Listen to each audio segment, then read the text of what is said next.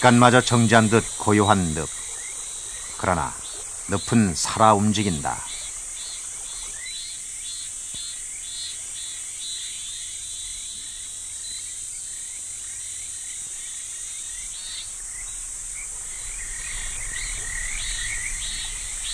잎 하나가 1, 2m나 되는 세계적인 희귀식물 가시연이 피는 곳. 거기에 토종거북 남생이가 산다.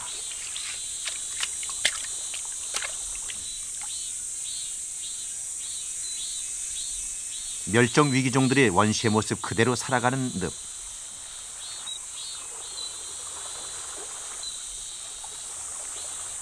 늪은 하루에도 몇 번씩 다른 얼굴로 변한다.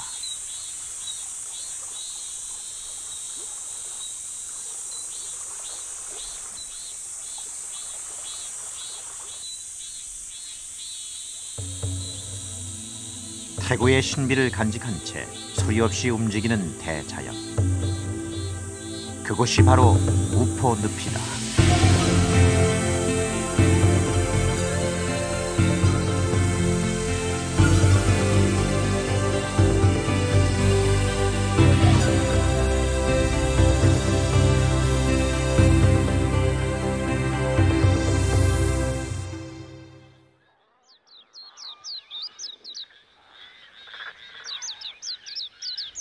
물 안개가 피어오르면 우포는 비로소 긴 겨울잠에서 깨어난다. 물 안개는 봄이 가까워졌다는 늪의 신호다.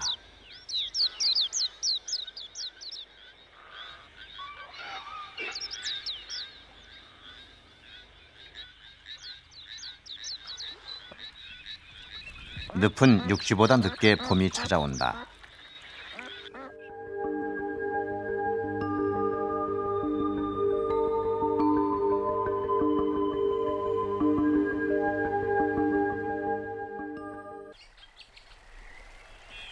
왕버들이 피는 5월. 그제서야 우포늪에는 봄이 온다.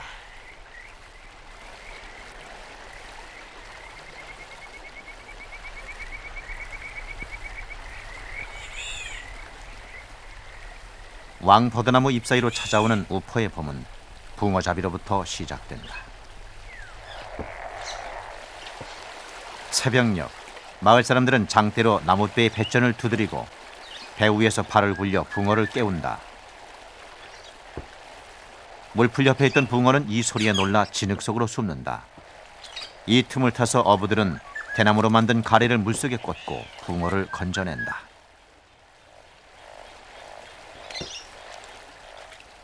우포늪이 생기면서부터 지금까지 이어져 온 이곳 사람들만의 독특한 붕어잡이 방식이다.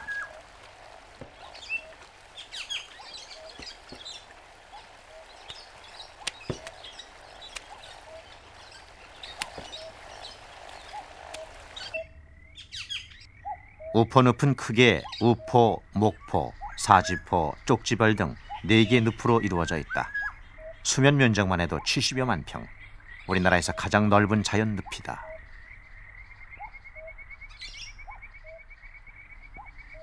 초여름, 우포늪은 순식간에 물풀로 뒤덮인다.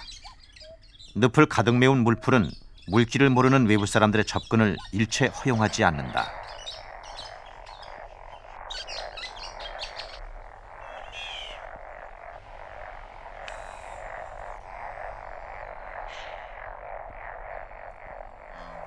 외부로부터 차단된 늪은 양서리와 파충류의 좋은 서식처다.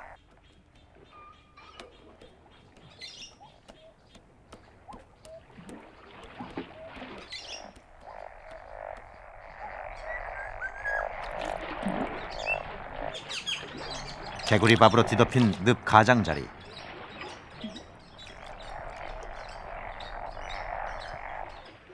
물 위로 고개를 내미는 녀석이 있다. 분명 물고기는 아니다.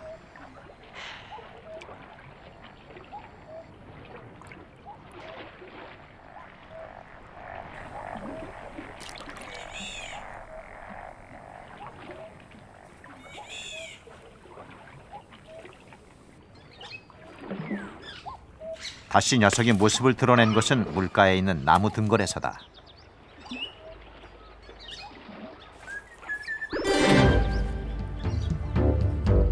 토종민물 거북인 남생이다.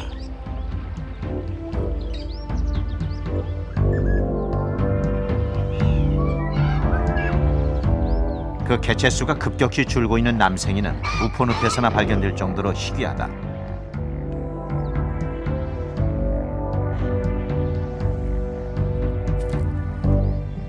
귀 옆으로는 노란 점선 무늬가 선명한데 몸은 전체적으로 어두운 갈색이나 검은색을 띈다.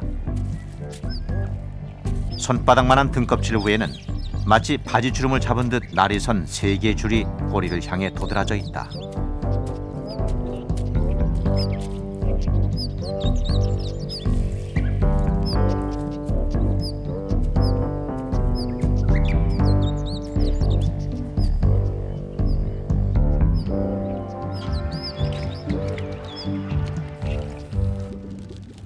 남생이는 육지와 얕은 물속을 오가며 산다.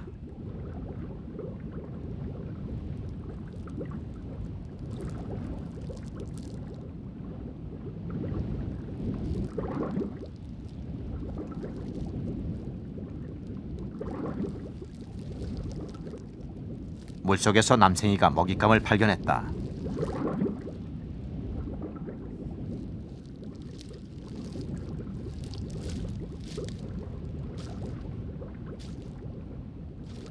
죽은 물고기다.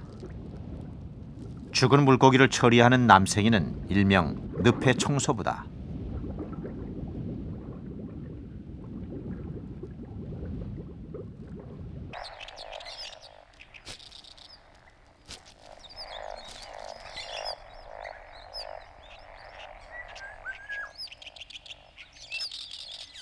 남생이는 죽은 물고기와 함께 물풀을 먹고 산다.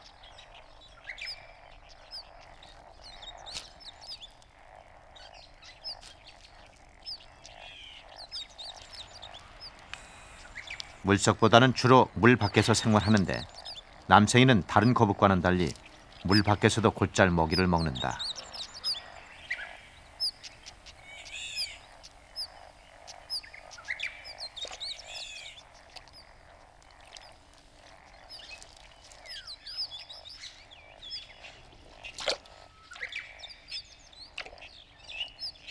물속에서 잠수하는 시간은 길지 않다.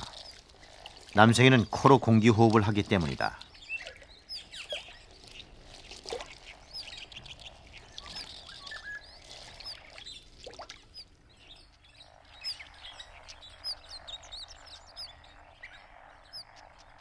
남생이는 겁이 많아서 조금만 위기를 느껴도 숨어버린다. 이런 습성 때문에 여간해서는 사람들 눈에 잘 띄지 않는다. 그러나 우퍼늪에서 지금까지 살아남을 수 있었던 것도 바로 이 조심성 덕분이다.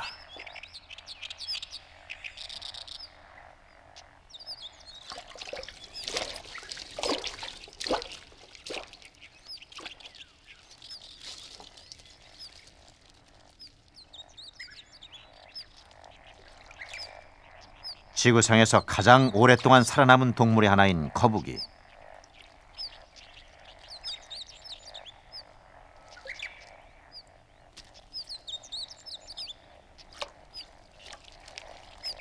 토종거북 남생이는 우포늪이 생기면서부터 지금까지 살아온 우포늪의 주인이다.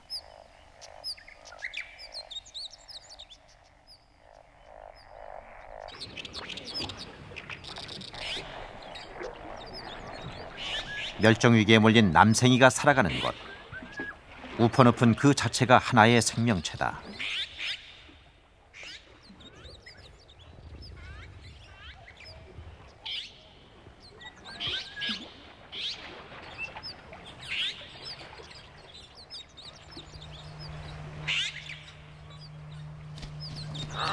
수천 년 동안 자연의 질서대로 살아온 늪.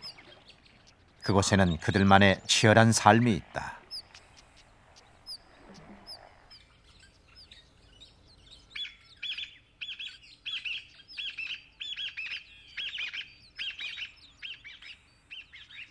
우포늪에서도 가장 외진 곳에 있는 왕버들 수림지대.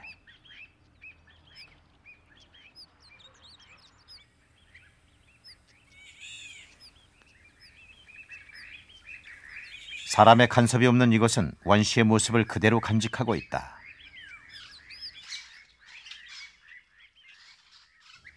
새벽녘, 풀서픈 거미들 세상이다.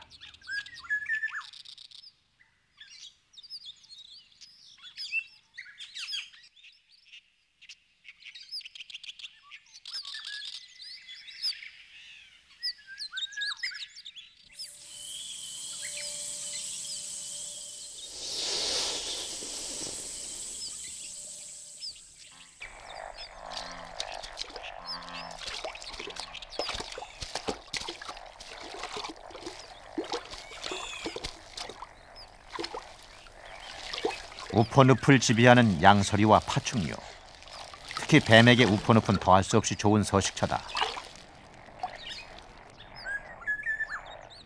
요즘은 쉽게 찾아볼 수 없는 쇠설모사 한 마리가 사냥을 나왔다.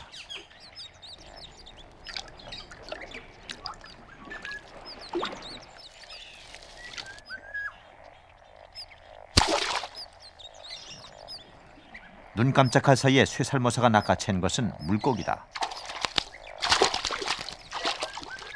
쇠설모사는 노련한 솜씨로 물고기를 입에 물고 물고기 몸에 독이 퍼져 죽기를 기다린다.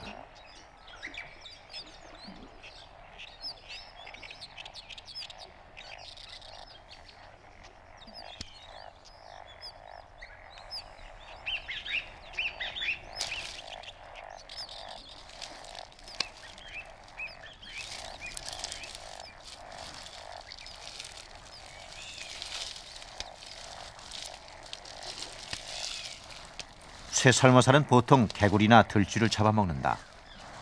물고기 사냥을 하는 일은 없다.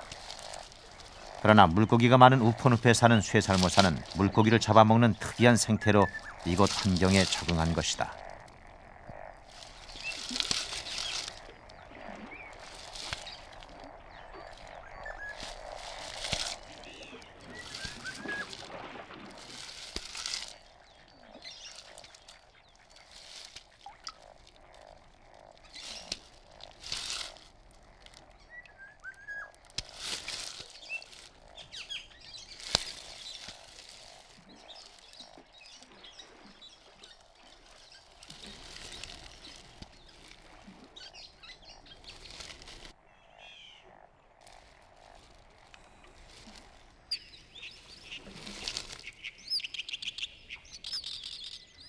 진흙은 또 다른 생물들의 공간이다. 늪 여기저기 뚫린 구멍 가장자리가 들썩거린다.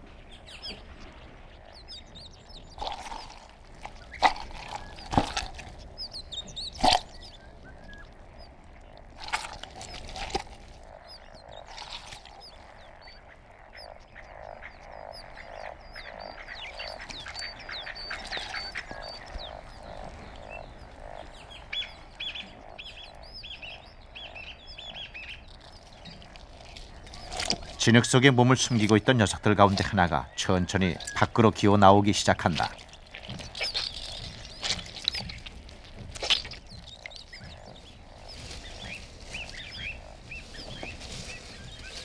엄지손가락 정도 굵기에 길이는 80cm 정도.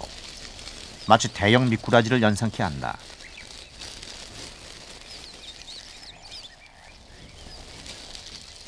진흙 속에 사는 드렁허리다.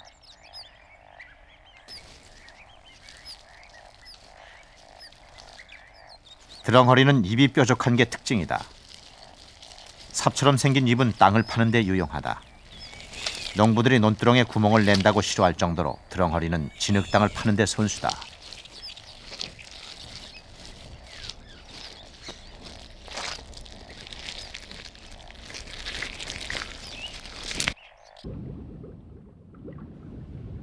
드렁허리는 진흙과 물속을 오가며 살아간다.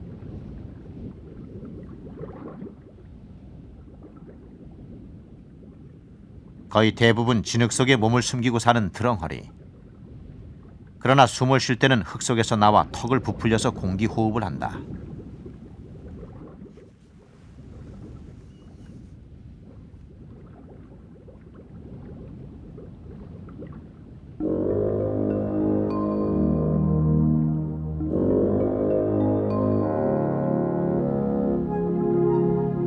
진흙 속에 몸을 받고 수직으로 물 위를 오르내리며 숨을 쉬는 드렁어리는 자라면서 암컷에서 수컷으로 성전환하는 독특한 어류다.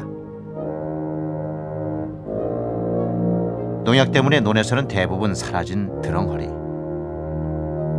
그러나 우포늪에는 드렁어리가 살고 있다. 이렇듯 지금은 사라진 생물들이 사는 우포늪은 살아있는 자연 박물관이다.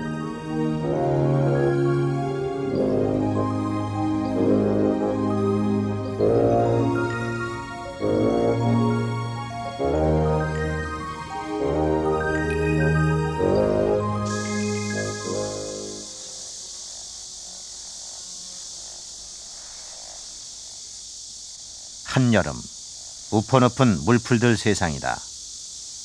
물풀은 늪을 정화시키는 여과작용을 한다.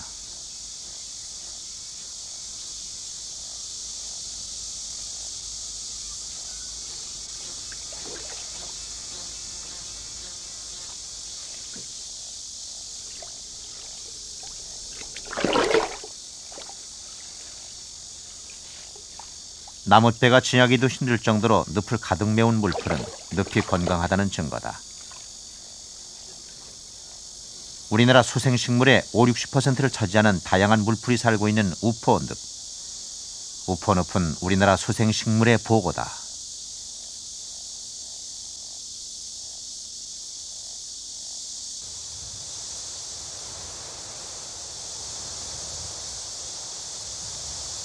물풀은 대부분 뿌리가 물속에 있고 잎이 물 위로 올라와 수면을 덮는다. 자라풀은 우포 어디에서나 볼 수 있는 한해살이 풀이다.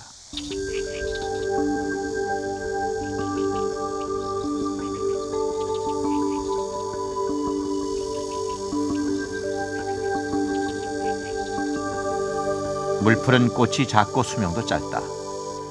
손톱만한 자라풀꽃은 보통 한나절 정도 핀다.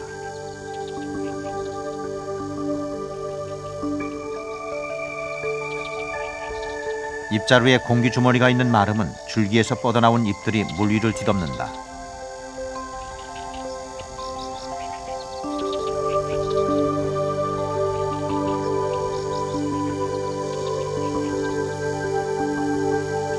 꽃은 지름 1cm 정도에 불과하지만 꽃이 지고 나면 마름모 모양의 잎을 닮은 열매로 커진다. 가시가 박힌 딱딱한 열매는 가을 철새들의 먹이가 된다.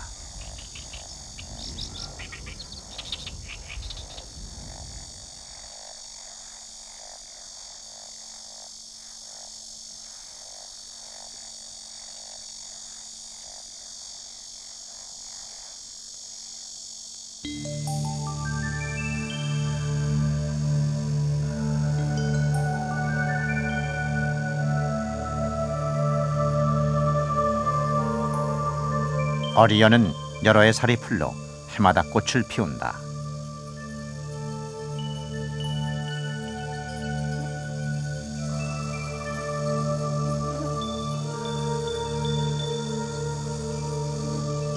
(8월) 노랑 어리연꽃이 무리지어 피었다.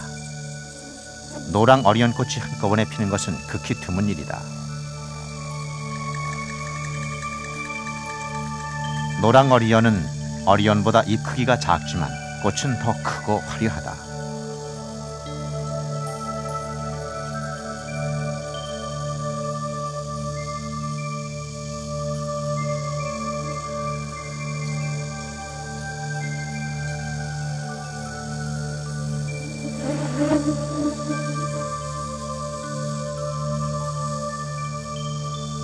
보통 물에 떠있는 물풀은 꽃을 피워 그 열매로 대를 이어간다.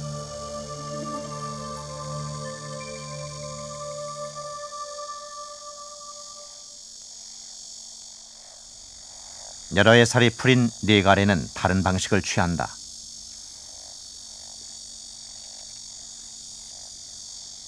네가래는 줄기를 이용해 옆으로 뻗어나가 늪에서 영역을 넓혀나간다.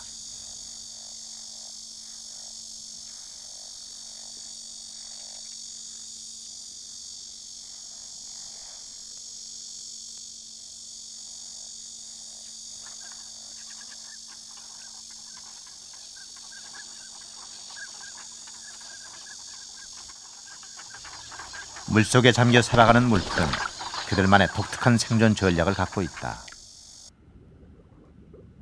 물수세미와 검정말 같은 물풀은 물속에서 산다.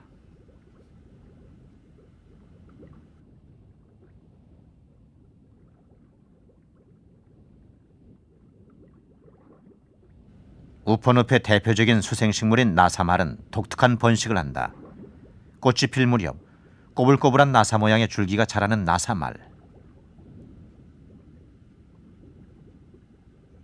나사말은 암꽃과 수꽃이 각각 따로 핀다.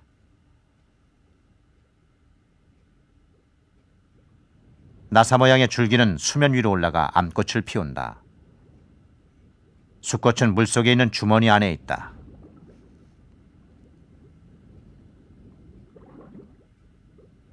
물속의 주머니가 열리면 좁쌀만한 크기의 수꽃은 물 위로 올라간다.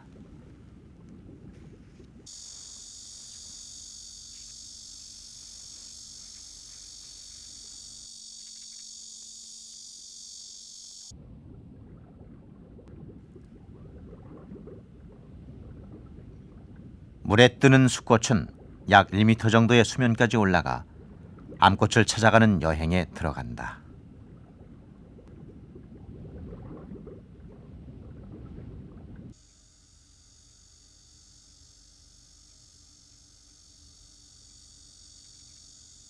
수꽃은 이제야 비로소 꽃망울을 터뜨린다.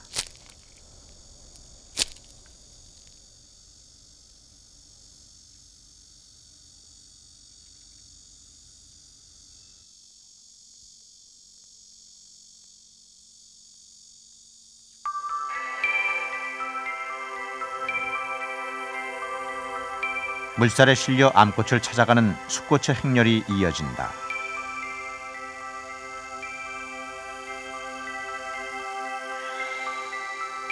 이때 나사 모양의 줄기는 수위에 따라 암꽃의 높낮이를 조절해서 수꽃과 암꽃이 만날 수 있도록 돕는다.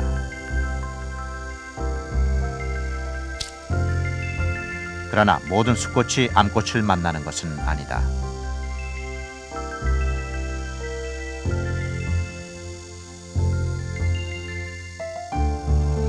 수백 개의 수꽃 가운데 암꽃과 수분이 되는 수꽃은 불과 10여 개 정도. 대부분은 그냥 지나치고 만다. 일생을 물속에서 사는 한낱 물풀이지만 번식을 위해 진화한 나사말의 생존 전략. 나사말이 지금까지 물속에 살아남을 수 있었던 비결은 강한 자만이 선택되는 이 안타까운 사랑 때문이다.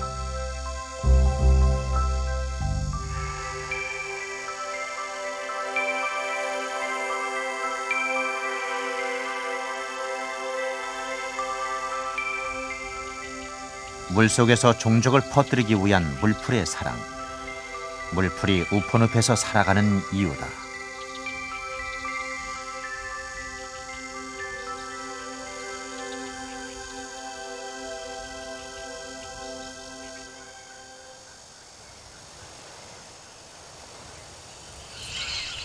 물풀은 물고기들에게도 좋은 서식처를 제공한다.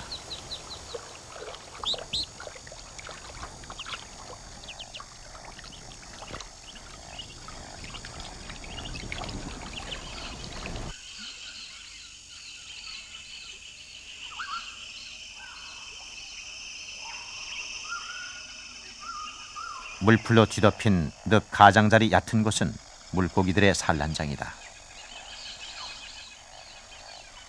좀처럼 모습을 드러내지 않는 토종 가물치는 산란기가 되면 물가의 모습을 드러낸다.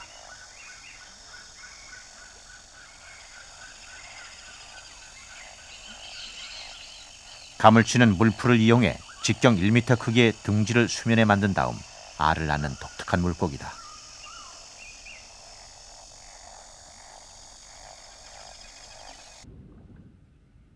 물에 뜨는 가물치 알은 서로 잘 모이는 성질이 있다.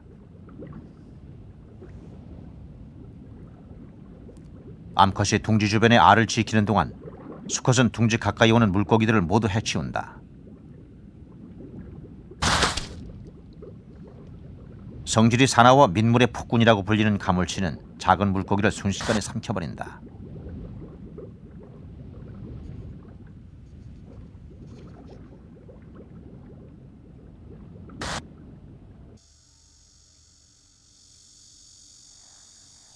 물 위에 둥지를 지키고 있는 어미의 정성은 여느 어미와 같이 지극하다.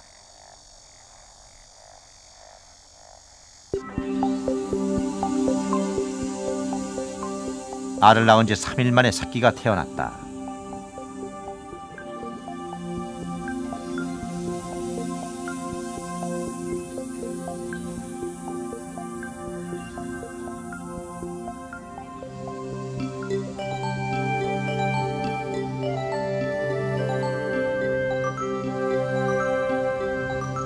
알에서 태어나 이틀이 지나면 색이 올챙이처럼 까맣게 변한다. 가물치 새끼는 성장 속도가 빠르다. 일주일 이상 지나면 서서히 모양을 갖춰 1년 만에 25cm 정도까지 자랄 정도다. 어미는 새끼가 다 자랄 때까지 곁에서 새끼를 돌본다.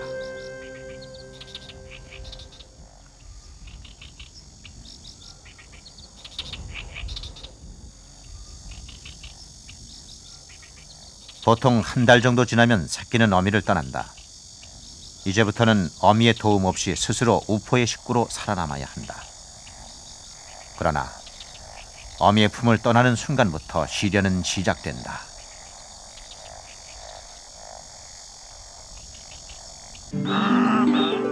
새끼를 노리는 위험은 곳곳에 도사리고 있다. 먹고 먹히는 자연의 질서 속에서 살아남는 극소수만이 우포의 새 식구가 될 것이다.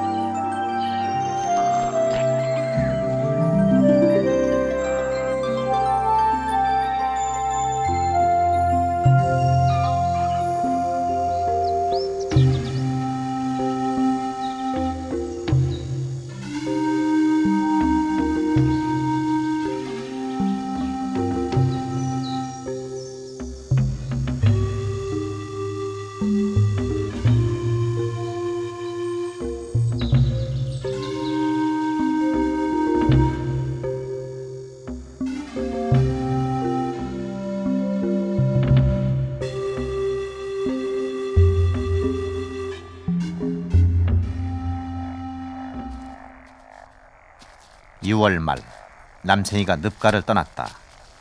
남생이는 최대한 위험을 피하기 위해 해질녘을 택했다.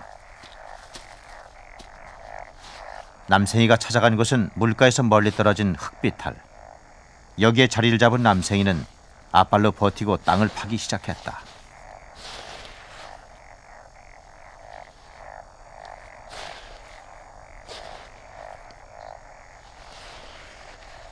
마치 손으로 땅을 파듯 뒷발로 정교하게 흙을 파낸다.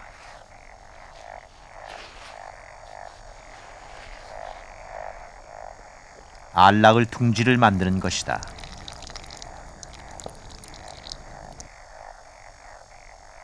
마른 땅이 나오면 오줌을 누워서 땅이 젖게 한 다음 계속 파낸다.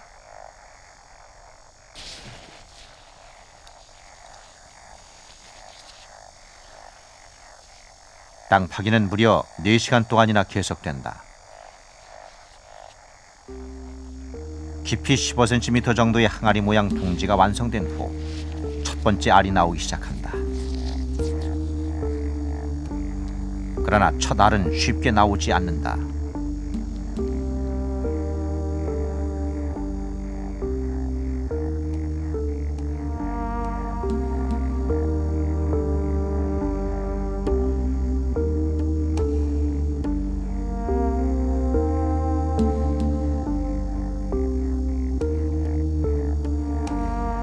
간신히 첫 알을 낳았다.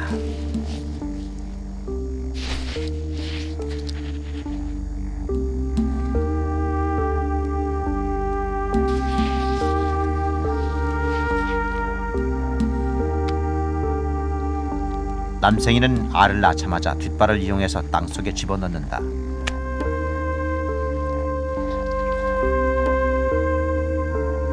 알을 보지도 못한 채 어미는 오직 알을 낳는 데 사력을 다한다.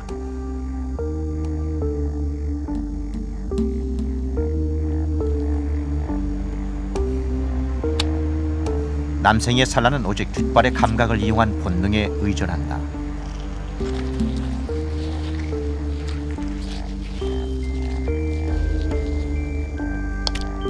어미의 산란은 둥지가 다 찰 때까지 계속된다.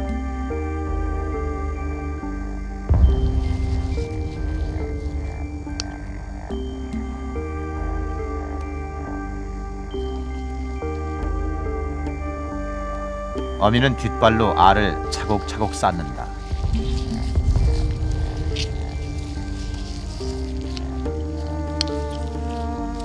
산란기가 되면 남생이는 뱃속에 가지고 있던 알을 수정해서 내놓는다.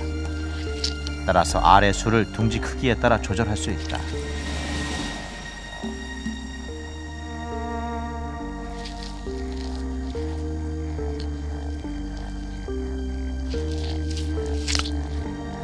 이렇게 낳은 알은 모두 12개.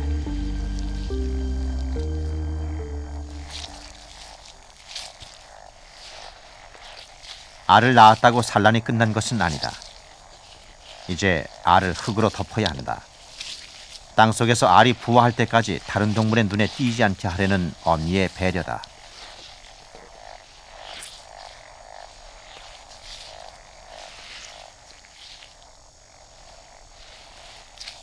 벌써 10시간째 남생이는 처음 자세 그대로다. 흙을 덮는 데만 1시간이 걸렸다.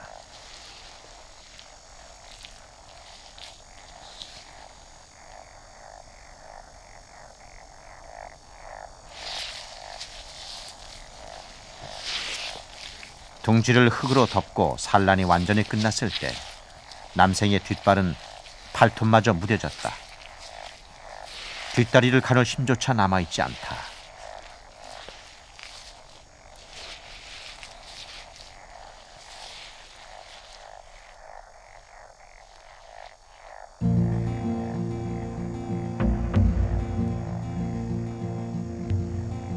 결국 어미는 그 자리에 주저앉고 말았다. 그러나 물가에서 멀리 떠나온 남생이는 가야 할 길이 아직 멀다.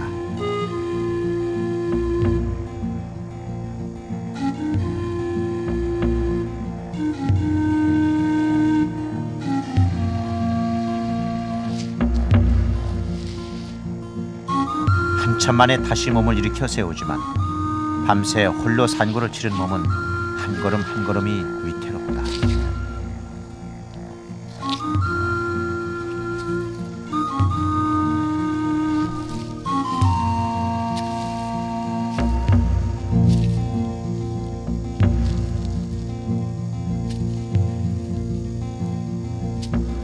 산란을 마친 어미는 있는 힘을 다해 늪으로 돌아간다.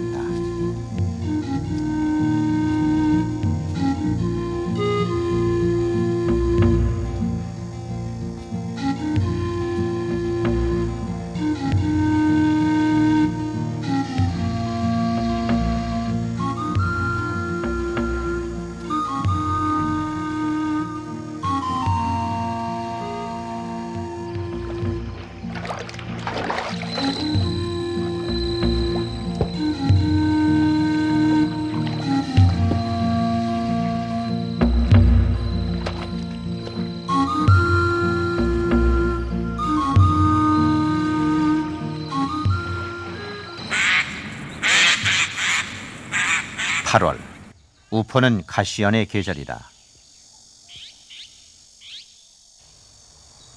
수면을 가득 덮은 가시연은 수련과의 한 해살이 풀이다.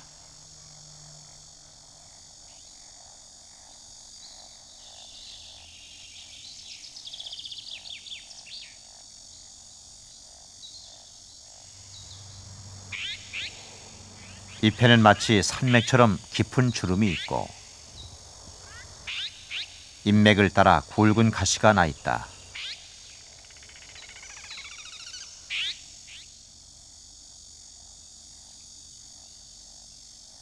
처음 나오는 잎은 동전 크기의 작은 말발굽 모양이다. 이 작은 잎은 한 달 만에 1m 이상 크기로 동그랗게 자란다.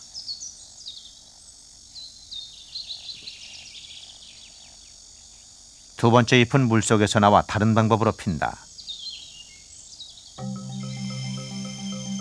동그랗게 말린 잎이 수면 위로 올라와 방석처럼 둥글고 평평하게 펴진다.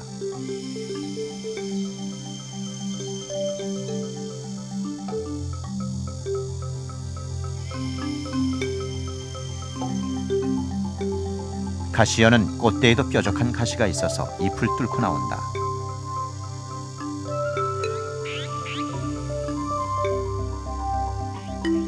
가시연은 한 해살이 풀이다. 꽃이 피어 열매를 맺지 않으면 영영 사라지고 만다. 가시연이 세계적인 희귀종이 된 이유도 이 때문이다. 환경오염으로 해마다 사라지고 있는 가시연 굴낙지. 그러나 우포 높은 세계적인 가시연 굴낙지로 주목받는 생태계의 보고다.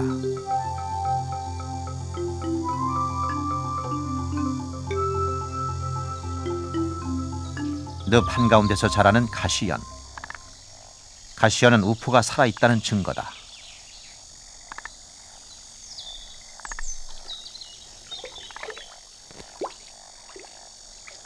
잎 하나에 2m나 되는 거대한 연잎은 늪에 사는 생물들의 징검다리 역할을 한다.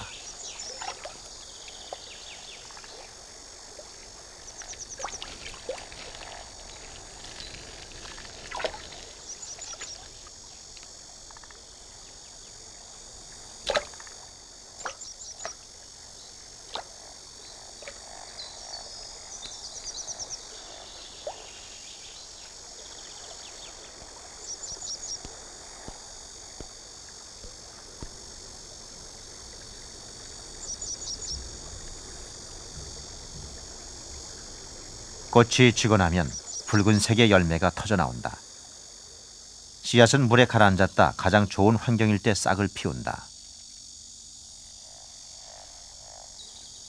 우포늪에 사는 가시연. 가시연은 우포늪의 보배다.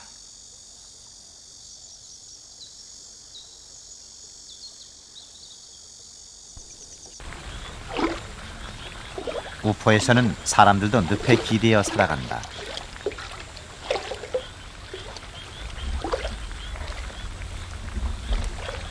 여름 한철, 우렁잡이는 주민들에게 쏠쏠하다.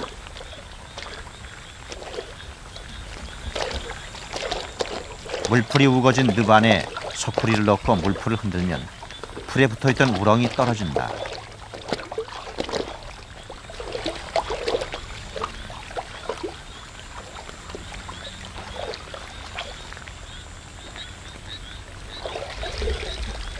한 번 물풀 사이를 헤치고 지나가면 금방 소쿠리 가득 우렁이 쏟아질 정도다.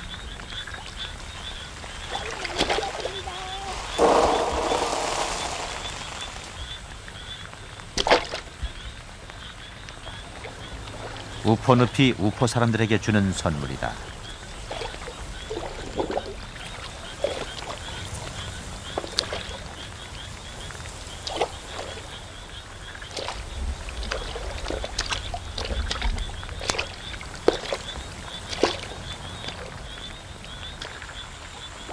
여름 장마가 시작됐다.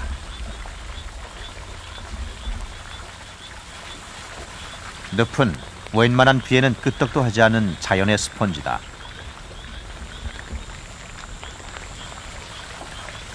그러나 인위적으로 주변에 둑을 만들기 시작하면서 우포늪도 안전하지 못하다. 집중호우로 이번에는 그 피해가 더 크다.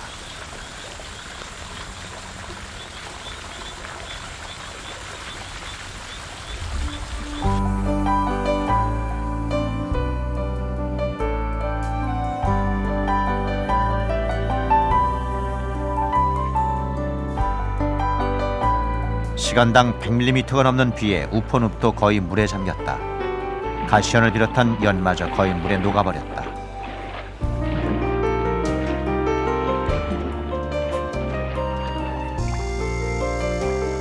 비가 그치고 물 위에 남은 것은 자라풀 같은 물풀뿐이다.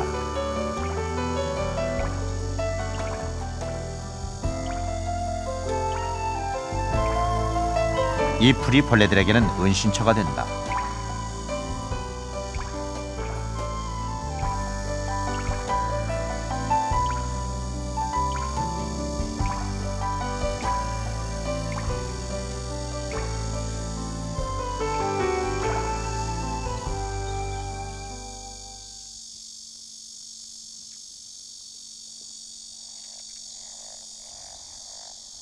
다리에 거친 털이 나 있는 늑대거미.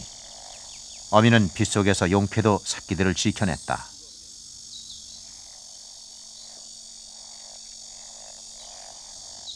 거미줄을 만들지 않고 떠돌이 생활을 하는 늑대거미는 부화한 새끼를 등에 업고 다니면서 키운다. 늑대거미는 활동력이 강해 거미줄 치는 일 없이 먹이를 직접 사냥하며 살아간다.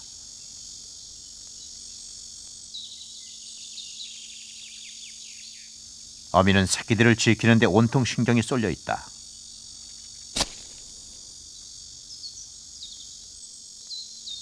늑대거미 새끼들은 어미의 보살핌으로 자연의 시련 속에서도 살아남은 것이다.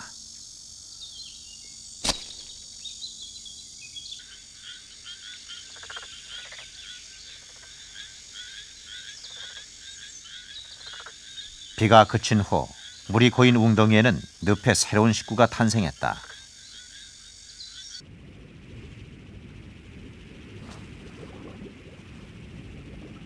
등에 투구 모양의 갑옷을 입은 긴꼬리 투구 새우다.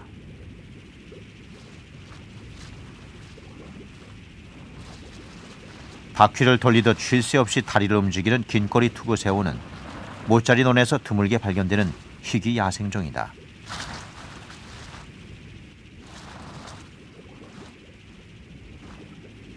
몸 길이 2cm. 투구새우는 불안정한 환경에서 잠시 나타났다 생태계가 안정되면 소멸되는 특이한 습성을 가지고 있다.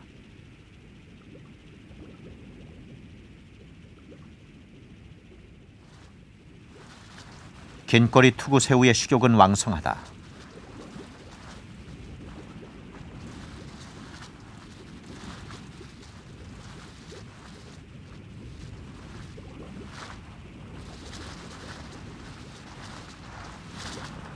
긴꼬리 투구새우의 일생은 불과 3일 정도. 그동안 몇 차례 허물을 벗는다.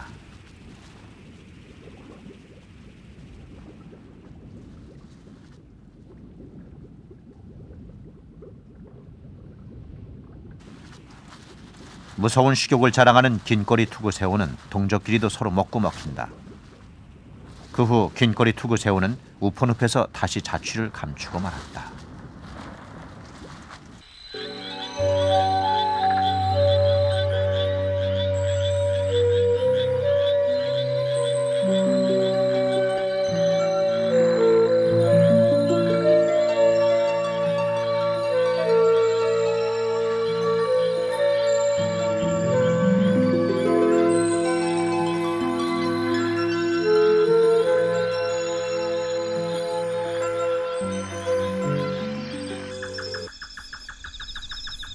긴 여름해가 지기를 기다렸다는 듯 밤하늘에는 빛잔치가 벌어진다.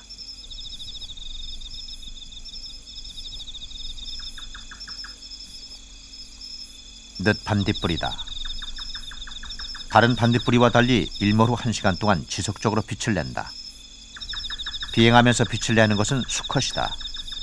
늦 반딧불이 수컷의 비행은 암컷을 찾는 구혼 여행이다.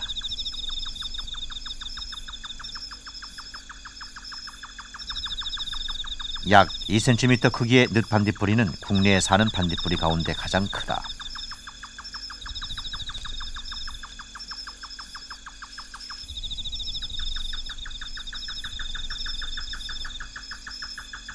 암컷은 날개가 퇴화해서 날지 못한다. 대신 페로몬을 분비해 수컷을 부른다. 수컷은 페로몬 냄새를 따라 암컷을 찾아간다. 날지 못하는 암컷은 산란기가 되면 꽁지 안쪽에서 빛을 내 수컷에게 잘 보이도록 한다.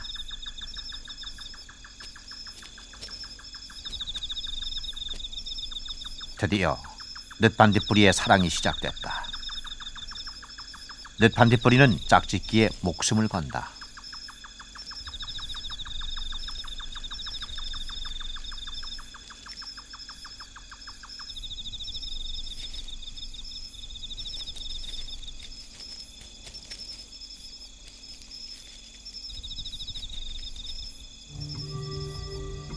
짝짓기가 끝나면 늦반딧불이의 생애도 끝난다.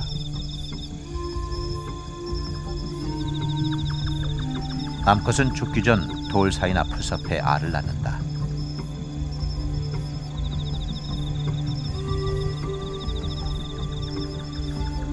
오직 산란을 위해 살아온 늦판뒷불이 짝짓기를 끝으로 수컷도 끝내 죽고 말았다.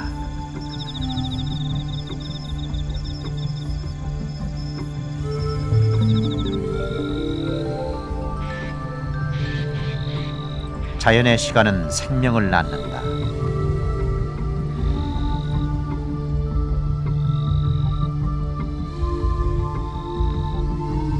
남생이가 알을 낳은 지 석 달째. 장마가 지난 뒤 풀이 무성해졌다.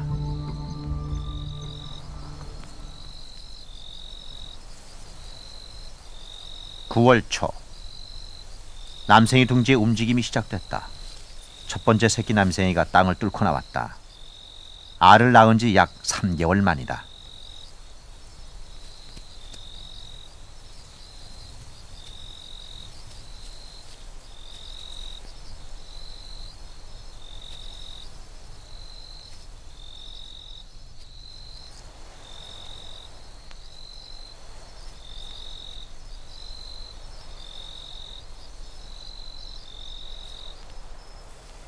잠시 후 둘째도 고개를 내밀었다.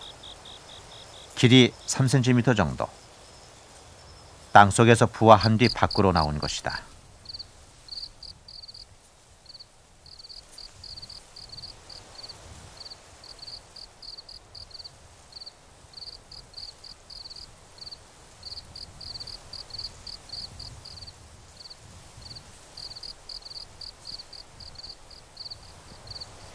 그러나 더 이상 새끼들이 나오지 않는다.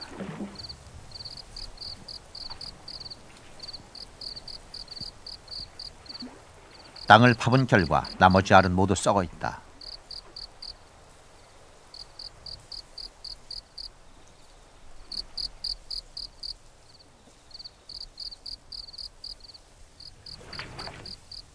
(12개의) 알 가운데 간신히 깨어난 2마리. 새끼들은 둥지에서 나오자마자 늪을 찾아간다.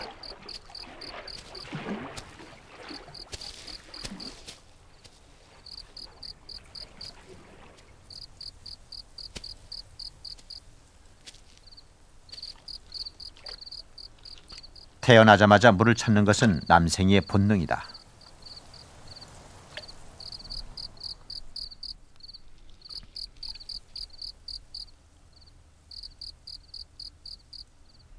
둥지를 떠나 무사히 물을 찾아온 새끼 남생이들.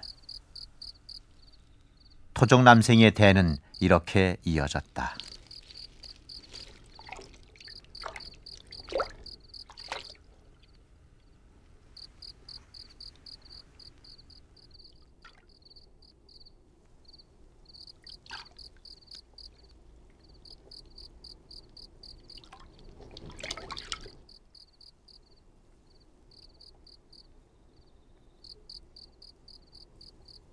이제 녀석들은 우퍼늪의 새 식구로 살아갈 것이다.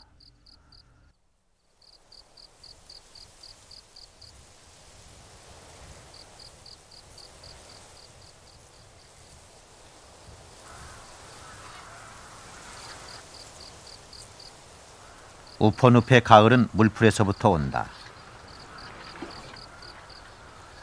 늪을 뒤덮은 초록빛 물풀이 갈색으로 물들면 우퍼늪은 서둘러 겨울 채비를 한다.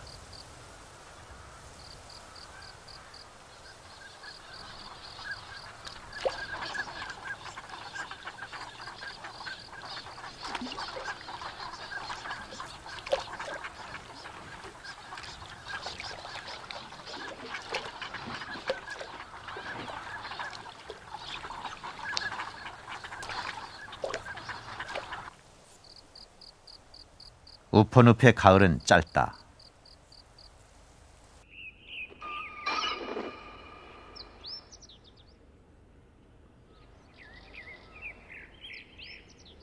그러나 우퍼늪에 사는 생물들에게 이 시기는 없어서는 안 될 기회다.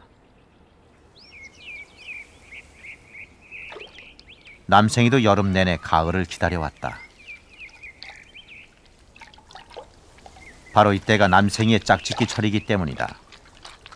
암컷에 비해 크기가 작은 수컷은 며칠째 암컷의 주의를 끌기 위해 집요하게 쫓아다닌다. 그러나 몸집이 큰 암컷은 머리로 밀어내며 통 관심이 없는 눈치다.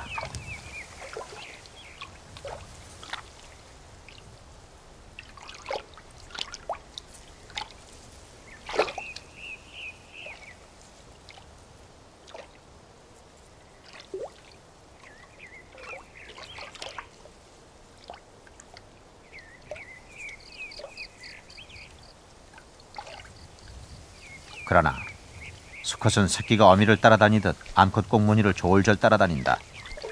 암컷을 포기할 녀석이 아니다.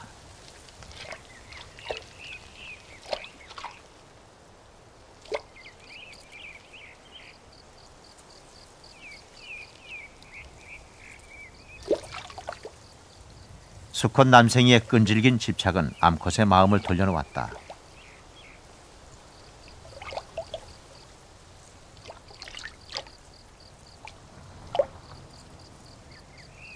수컷이 구애를 시작한 지 일주일째. 마침내 암컷이 수컷에게 관심을 보이기 시작했다.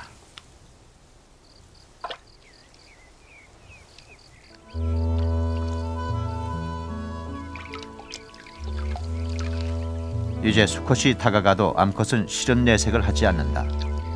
짝짓기를 해도 좋다는 뜻이다. 마침내 짝짓기가 시작된다.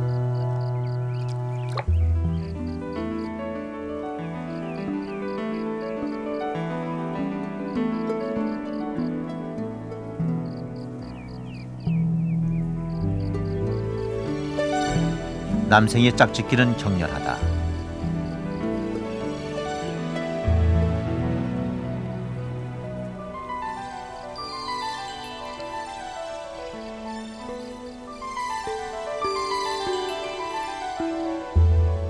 겸이 시간은 보통 30분이 넘게 걸린다.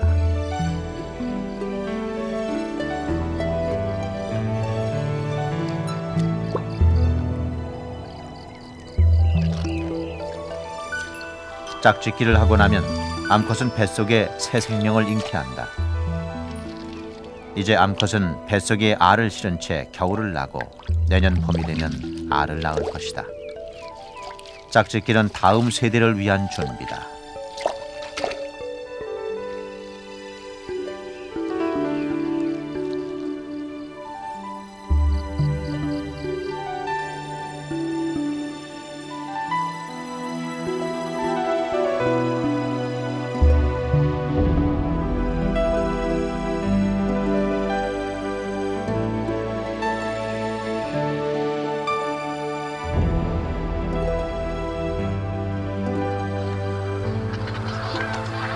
가을이 깊어가면 우포늪의 주인도 철새로 바뀐다.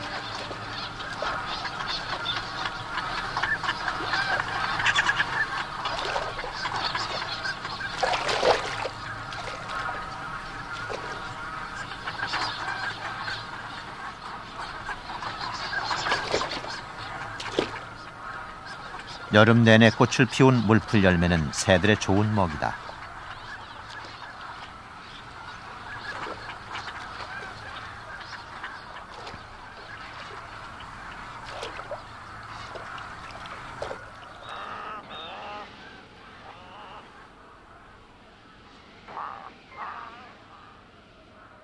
때이른 서리가 내린 11월 초.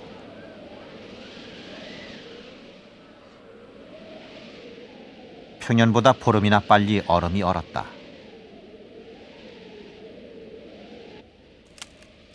갑작스런 추위에 놀란 건 아직 동면할 곳을 찾지 못한 남생이다. 녀석은 서둘러 동면할 곳을 찾아 나섰다.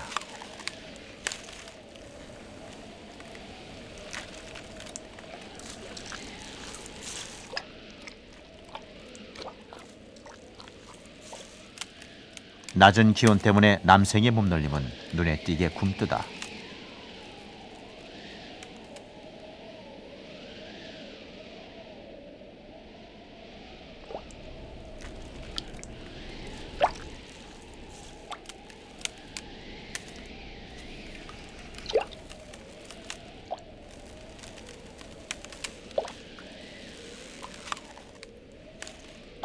남생이는 추위를 피해 본능적으로 바위 틈이나 땅속을 찾아간다.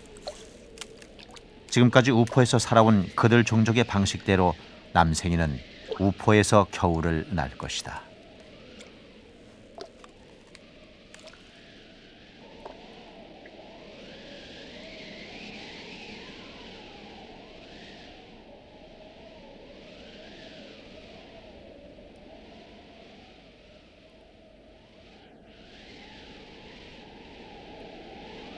긴 겨울잠에 들어간 우포늪. 이제 이곳에서는 흐르는 시간도 잠시 쉬어간다.